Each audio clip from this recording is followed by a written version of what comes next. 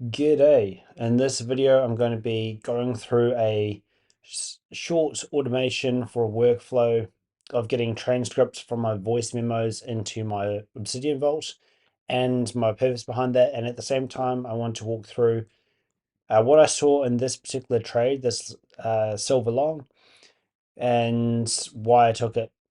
And yeah, might as well start off with the trade.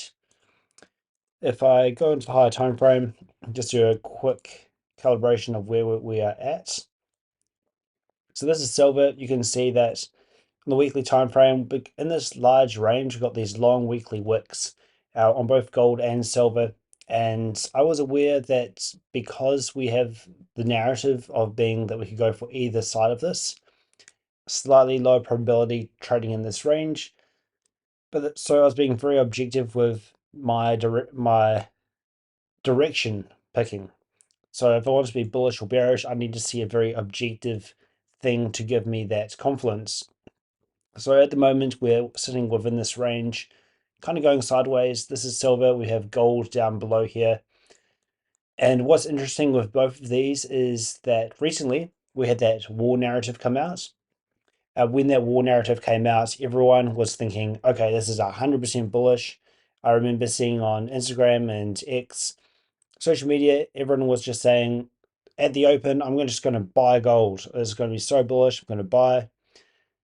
Sure enough, we rip high at the open on both gold and silver, and everyone who bought, they were all happy. We then have a pullback. Everyone continues to buy, hoping for a new high. And then it fails. So it fails very miserably. And that is a very key component because if you have everyone buying up here, we also had a very big rally the previous week, a whole bunch of sell side below these lows, enticement, bullish fundamental news, everyone jumping in long, and that fails aggressively. This is a very specific type of trade that is incredibly powerful, where a expected outcome is proved correct by the market, but then fails aggressively, creating a kind of oh shit moment.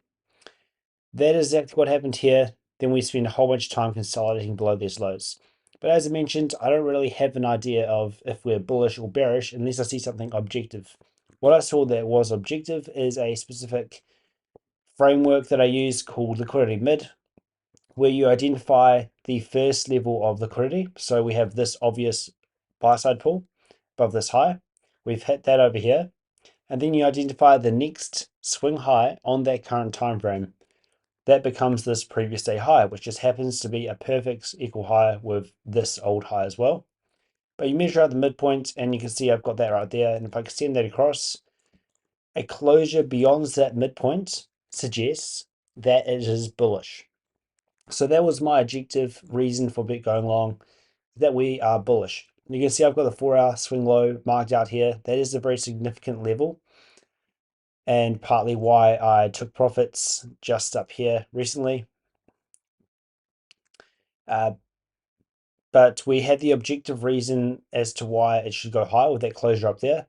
And now if I drop down to the 1-hour time frame, be able to show something else that's interesting. So that was the 4-hour candle closure. But you can see on this time frame, the 1 hour, we actually have a new swing high that's the highest. And if we measure out this one, we kind of did respect it, although you could argue potentially that this is a swing high as well.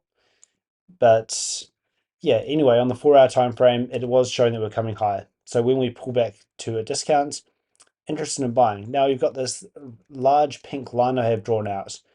That was a previous support area. So we have an old high, we supported on that old high. We then get below it, we're bouncing up against the bottom of it, especially in this area here. A lot of retests of the area, so you can be very sure that there are going to be a lot of eyes glued to this level. It's also 85 even. And it's a clear consolidation below it, a very obvious breakout. So you got people trying to buy the breakouts, and then we drop back into it. Now, bit of support on it, we drop below, we consolidate below, and then rally back up. So all through this range, we're spending a lot of time just consolidating below that. I'll turn off execution marks for now, make it a bit cleaner. But you can see in here as well, like, so pink line, support and resistance, that's back there. We then get below it, we consolidate below it, have another breakout above. So it's constantly referring to the same line, support on it, resistance below it, and sells off. This becomes very significant, and as you can see, we ran directly for this swing high, which was my target, because if we have traders looking to buy above or sell below this resistance level, they're going to look for the next swing higher beyond that to put their stop. So most likely going to come to at least there, although as I mentioned, I am bullish at the moment. But the same thing was to the downside. Really nice sell-off, taking out this swing low. And then going beyond that, we have the same idea. We have this old support line with the pink line. We find support on it, and then we rally away. So we've got traders who are buying in this area. All through this range, they're buying. And where are they putting their stop? Well, they're not putting it there. They're putting it below the obvious swing low. We then rally away. So when we drop below this area, we know that there's a significant pool of sell side down here. And yeah, that kind of summarizes what I was looking for on silver, but I'll jump over to gold and use that as well to explain another confluence for this trade, because using the two together to support each other is quite powerful. So we're hitting major sell side. I'm objectively bullish with that closure beyond the midpoint of this range. Jumping across to gold. So this is the gold chart. Gold moves the same as silver basically. You can see I've got this line marked out, the decoy buffer low. We got quite a bit below that. Ends up coming back below this, so a bit heavier than I expected, but I was expecting us to basically leave this low intact because it is a intermediate term low if we are bullish. So if we look at this range, you can measure out the midpoint between this swing high and the next swing high, and clearly we never reach that on the 4 hour time frame. If we jump over to the 1 hour time frame, however, we'll drop down to the 1 hour, we can then do the same kind of thing. Identify the swing high there and the next swing high, which would be this one. We still didn't reach that. And you can do the same on the 15, which brings you to this kind of area in here. And then once I've done that, oops, disappeared. So now we have this swing high, which we've hit, and the next one will be this. And yeah, I mean, at this point, it's getting a bit subjective, to be fair. But essentially, we didn't get any confirmation of continuation. That's the point I'm getting at, is that there was no closure below, beyond the midpoint of a liquidity pool that suggests we could continue. So I am still long gold on, if I bring it up, this is a competition account, and I think I'm still long on gold as well. Gold didn't get the best entries. Silver, a lot nicer entries on silver. But because there was no objective reason to get long with this particular thing, I was using silver and the confirmation of the continuation to qualify the long on gold as well. But what I liked about gold is that when we sold off aggressively like this, I can probably just get rid of this. I'll move that line over for now. If we go to the 1 hour time frame, make it a bit cleaner, you can see that we have all the sell side through this range. Now, a lot of the time, gold likes to sell fairly deep into the range. So once we dropped down towards this really obvious impulse low, made perfect equal lows with it, and then rallied away, when we drop back below it, you don't want it to just come down here. You want it to come at least one level of liquidity beyond that. And then the further it goes, the better. In this particular instance, it reached quite far down, all the way down to this most discount internal range liquidity. Even this one, which is the most discount 1 hour low, even a 4 hour candle low before hitting ERL, well, the intermediate term low. After hitting that, we were in that core location. I recognized that, okay, we've just hit this very interesting point, and this is where we dropped to the 1 minute, and I will talk a bit through exactly what I saw. And of course, silver hitting that major sell side pull right there, even going beyond that. So once again, using that as kind of like the decoy, these two lows, they are a decoy low. And then just beyond that, the next swing low is this one here. And that's exactly what we just hit. Now I'm going to focus on the 15-second on the left and then the 1 minute on the right. They are the main focus. See, I've already got a few things marked out, and my personal account, I ended up here. I actually had a small thing I had to change after entering, which I'll talk through in a second. But when I looked and saw this pattern right here, I've seen this happen before on a V-shaped recovery after an aggressive sell-off, where you have a one candle that makes the low, a second candle that makes a higher low, but very small range, closes green, and then the third candle wicks below that middle candle, fails to make a new low, which is essentially a failure swing, which is a very, very key signature, and then rallies back up with quite a strong rejection. When that is immediately followed with a strong displacement, that's essentially a low time frame, long wick plus gap, which is a very specific framework. So you see that forming right here, a long wick plus a gap, and you can see I've marked it out down here, where the candle low created, the next candle prints, new candle opens, and immediately drops down, takes out that low, rejects back up. Displacement high. So in this area here, I was thinking, okay, this is looking really good.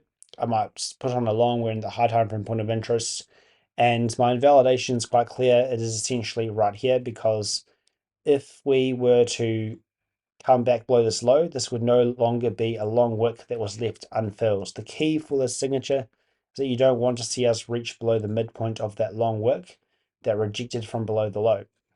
So we have that right here, meaning that I was able to buy right here with a stop loss down here. I didn't do that on my personal, but I did do it on a few challenge accounts and on the competition accounts. You can see, zoom in a bit. Let's see an entry just there. And on some of these challenge accounts as well, did it as well.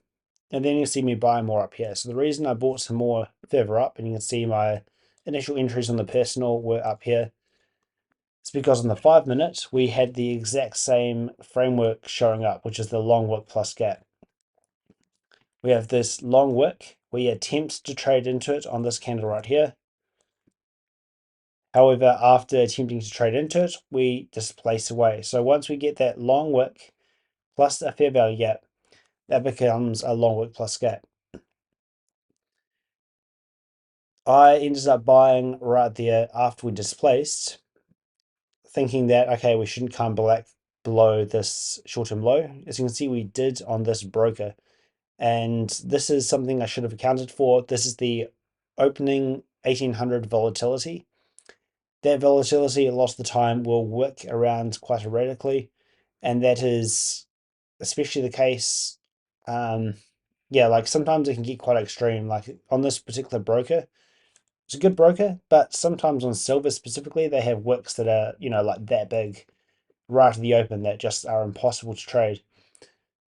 And I didn't really account for that. So I was buying up there with a stop loss right down here.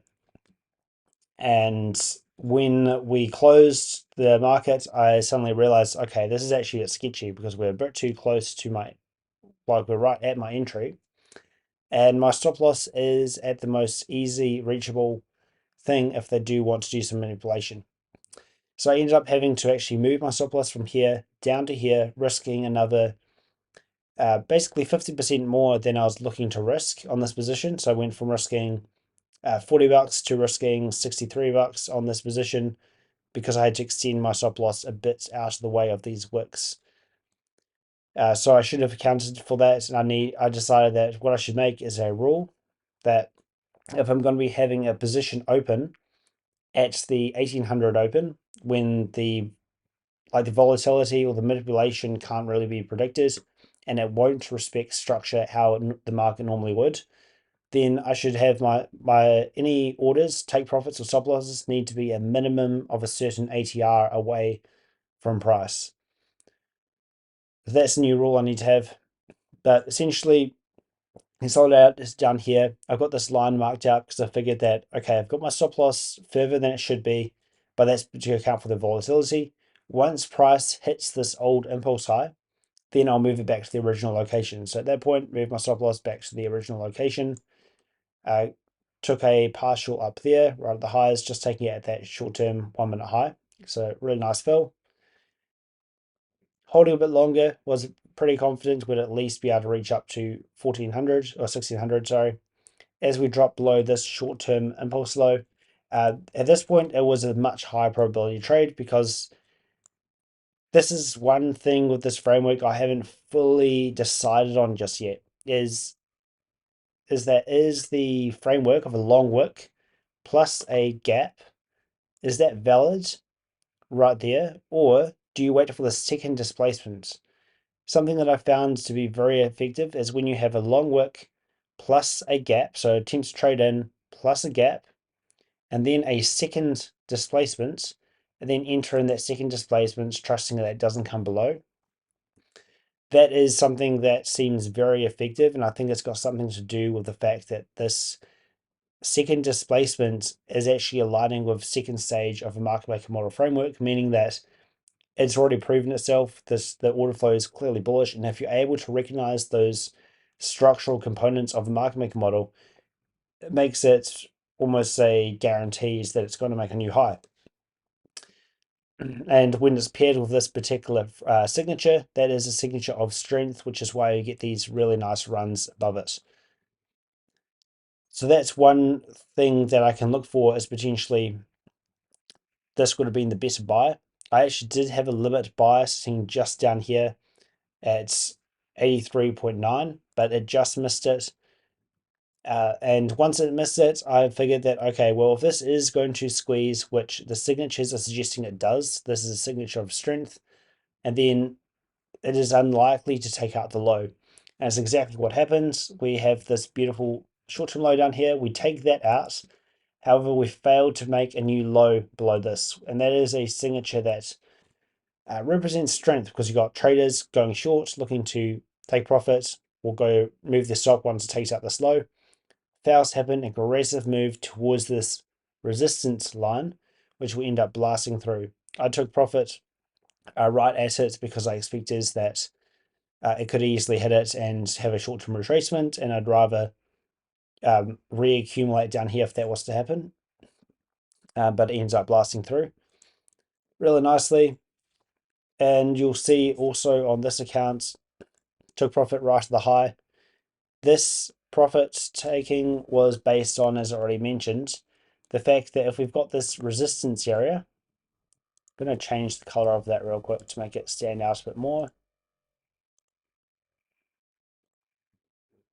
Not quite like that. So we have this resistance area. Then any traders who are shorting, if there's a trader who's going short here or shorting here, they're not going to put their stop loss, or if they're shorting here, they're not going to put their stop loss like right at the high. They're going to find the next swing high above that, which just happens to be this swing high in the 5 minute time frame. And we beautifully hit that swing high right there. That's one of the reasons I took it. However, there's another reason as well, and that reason is the price level. Whoever coded the markets was obviously likes the number 420, because price almost always bounces at 420. So if 420 lines up with your price target in any way, it's a really good reason to take a profit there or take a partial. It's also kind of why I took a partial right here, is if you look at that, 4.2. So you might say that's not a thing, but it is a thing. So it helps me get very nice fills and exits if it aligns with what I'm looking for. So that's that trade. I am, as you can see on this competition account, I'm trying to run this up. I've reached the point in the leaderboard where the difference between here and the next, and getting, I want to get into the top 20. And to do so, I need to make another basically 40K on top of what I've already got. So I need to start really ramping it up. So that's why I'm going pretty leveraged in here, and I'll buy some more down here for sure. But then we've got these other accounts. They're actually in drawdown still. And I closed the majority of the position. The silver position I closed. Gold I'm still holding. And then one more account up here as well. But that's all kind of beside the point. I'm going to move this off now. And now I want to talk through something that I'm pretty excited about, which is Obsidian. So I'm using Obsidian at the moment. I'm migrating away from Notion. I'll show briefly what Obsidian actually looks like. It's basically just a very simple file first format vault where you keep markdown files, and you can just write markdown files of anything on it. You have a really nice map to be able to connect ideas. And what I'm doing is I'm building up a input where I have raw input going into the vault. I want to set it up so that AI can analyze all the raw input and basically find connections between ideas, find connections between things that I say I'll do and things that I actually do. So I can type out like notes on what I want to do, my goals, things that are on my mind, some thoughts, some ideas. And then in raw input, which is going to be the daily notes and also voice memos. So I've got this folder called voice. These are simply transcripts of my game plans, my thoughts, ideas I have. I just head over to voice memos, record a voice memo, and I want that to appear in here in voice. So I'm going to demonstrate that real quick to show you the automation I just set up, because it takes a bit more to get it into voice than just recording this, because you have to get the transcript somehow, obviously. So I'm not sure how this is going to work with recording a video, audio, and then trying to do voice memo at the same time. It might work. Let's try it. You can see I've already done one over here, but I'll do another one. So this is a test of voice memos and making into transcripts to send to my Obsidian Vault. I'm recording this while I'm also recording a video, so we'll have to find out if the audio goes through all right, but fingers crossed if it doesn't screw anything up. It's got a notification on TradingView as well. Cool. So that's our recording. Next step is to simply name it, and I've set up this automation to make the end note, which you can see over here, basically the exact same as whatever I call the note over here. So if I say 2026 March 13th, and then my format is to make it voice, a V for voice, and then testing it out. That's the name of the file. So that's our voice recording. All I have to do is drag that to the desktop. That's the only manual part I have to do. This can be closed even. And all I have to do is do right click, either do quick actions, open a Mac Whisper, or just select it and do Control T. That opens it in Mac Whisper. You can see if I go to audio inbox, it's transcribing at the moment, and you'll see it pop up here. So that's the transcribes. It's not it's transcribed, but it hasn't been processed yet. And there we go. So what happens is that little cog comes up in the corner.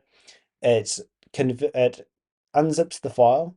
It converts the file format, which is a weird format to start with. It converts it into a text file, and then it moves the file into here, into my vault. So now you can see if we go to my vault, you can see that it's just showed up. It also opens up the actual note. As soon as it's processed, it opens it up so I know it's been finished. And you heard that little ding. Well, you should have heard that. That's just a notification bell to tell me that it's worked. And you can see popped up there, and if we read it here. So this is the voice memos, and this is a test of voice memos and making into transcripts to send to my Obsidian Vault.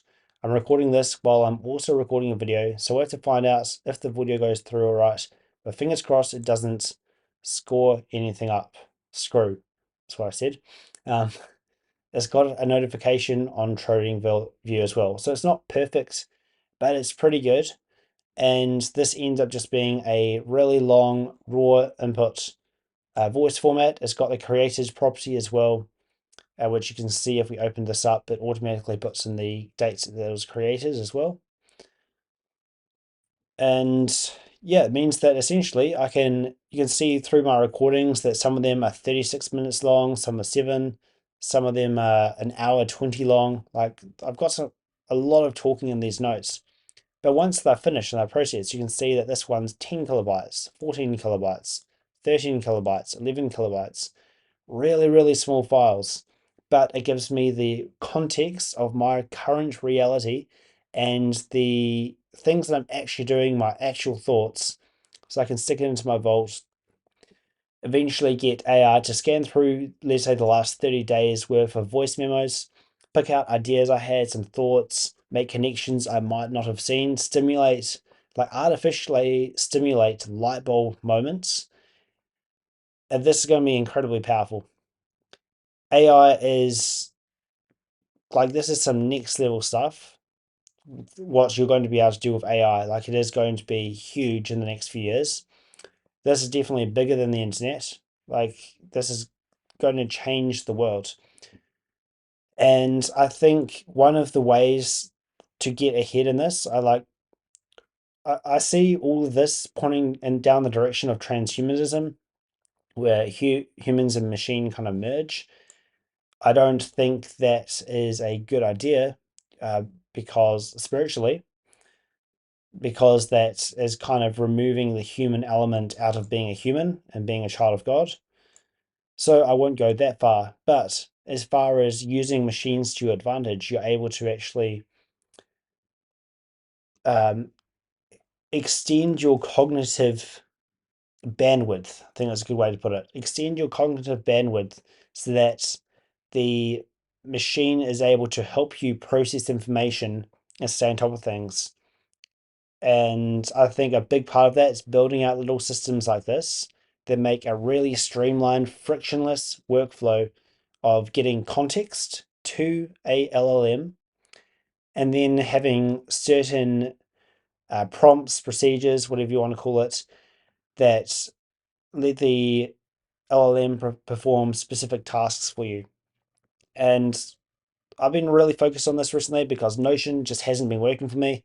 I found that I'm no longer actually reviewing charts how I should be, or like reviewing trades. I'll trade a session, and I've got no real way of beautiful, of marking it up or anything. I'm very tempted to get long just down here, but the only thing is that I like how gold's holding up actually. We'll have to see what gold does. Very interested what happens down here. I do need to check what my accounts are doing. As I mentioned, I do want to get more size on that composition account. So I might put in a limit buy order. Might as well show what I'm doing. So we've got some good exits on this one. I'll quickly open up this as well. Move that down. Now I wouldn't even expect that it has to take up this low, but I'll leave it down there for now. And I can put on more size than that.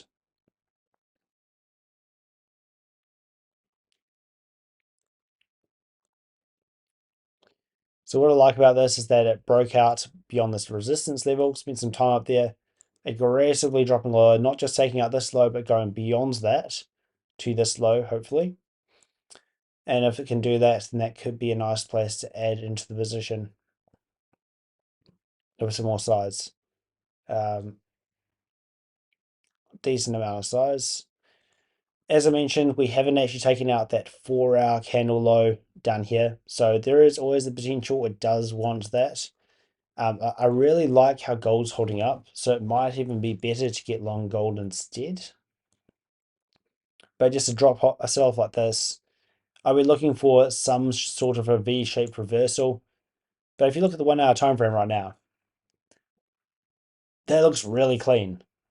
A aggressive sell-off straight down to this candle's low. I'd expect us to take out that candle's low and likely get a nice reaction from that. But yeah, I won't be taking on the personal because I'm up good enough today on the personal. But ideally, I'll put on a small amount of size as we hit the low, and then I might actually reduce that slightly. So 0.5. Put on a small amount of size as we hit the low, and then as we reverse back up, if we get a displacement through the midpoint of that range that just sold off, then I can use that for a re-entry idea. It's quite clunky using this sometimes. But yeah, so those are my kind of thoughts. At the moment, what I'm looking into is how I'll be able to run a LLM locally, because the API and token costs seem that they will add up to a significant amount using this the way I want to. And if it's going to cost 100, 200 plus USD a month just to use this, that is not really in the price range I'm looking for. Although it would be incredibly valuable, I wouldn't be able to afford it. So what I want to do is find out if I'm able to run an LLM locally that would reduce costs. And if so, then I do have a Windows machine that stopped working a few months ago. It just doesn't power on at all. So probably some sort of electrical fault. So I will get GPT to help me fix that. If I can do that, then I will be able to run a LLM on that. I'm interested in going the route of Claude Code. I've heard good things from all the people who are really deep into the AI automation space. They seem to kind of default to Claude. GPT is great. It's been a really good, like just base model for $20 a month. But if I can find a cost-effective way to use Claude, I'll use that. Otherwise, also look into other providers as well. But yeah, exciting stuff with setting up automations, and I'm just really happy I managed to get this working really well. Just to show a bit more of what this actually is, how the system actually works. We have this folder that I've created called raw capture pipeline. You can see that it is just simply in the my user folder. In that, we've got the archive, which is actually not being used, kind of redundant. Audio inbox, you just saw, we've got bin, logs, and a readme of what it does. So readme is just a document I got AI or GPT to generate that just explains this entire workflow and how it works, just for context. Logs just describes like what is actually done, what's processed. Then bin. So bin has a specific kind of script, and the script is something that GPT made. I don't actually know how to code. I just vibe code. But this is the script of how it is to process the thing that comes through. We then have another script over here. This is more of how it actually converts the file and what it actually does. So it's just converting the file and placing it in the right folder. We have those two. We then also have a shortcut that we created called Open a Mac Whisper. That just has when we do the Control T, so open the file, then it runs Open a Mac Whisper as the thing that it opens. The Mac Whisper, when it receives a file that was opened with, it automatically transcribes it and then automatically exports it. For its export, it exports it into the audio inbox folder. Once it gets exported into here, you already saw what that actually does, but just want to show a bit more of what this workflow is actually doing on the back end. And it's pretty easy to set up. Just go to your local LLM and just tell it what you want. And it seems that there's actually quite a few cool automations you can do in on a Mac. So I'm going to see what else I can automate as well. A nice and easy workflow. Can run it again just to show it. So make a recording, drag it to the desktop, drag it into here, or you can drag it into there, or if you don't have that open, you can just select it, go Control T, which is the shortcut I created. It opens it up. I've already done it, but I'll do transcribe again. Transcribes. Once it transcribes, it pops up an audio inbox as a .zip file or .whisper. It detects it. You'll see a little cog pop up here that detects it, and it's complete. And now we've got that. It's just been put into this folder. And it seems that when it already exists, it just doesn't. Oh, yeah, it just replaces it or something, maybe. Not sure. Might try that again, actually. So we already have one here. You can see it was updated today at 14:42. I just want to see if that actually is replacing it or what. So Control T. So it opens it up again. Do transcribe again. So now it's retranscribing. It'll pop up here. And now I want to see what happens to this folder, this file, if that's date modified changes. You'll see the little cog pop up. And yeah, so it looks like it simply updates the date modified.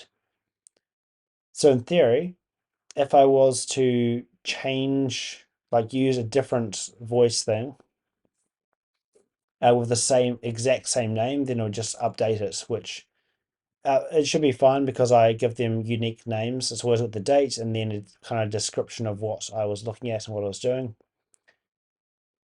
But yeah, so the other ones I've got so far, I have hundreds. I don't know how many exactly, but I've been doing it since almost every day since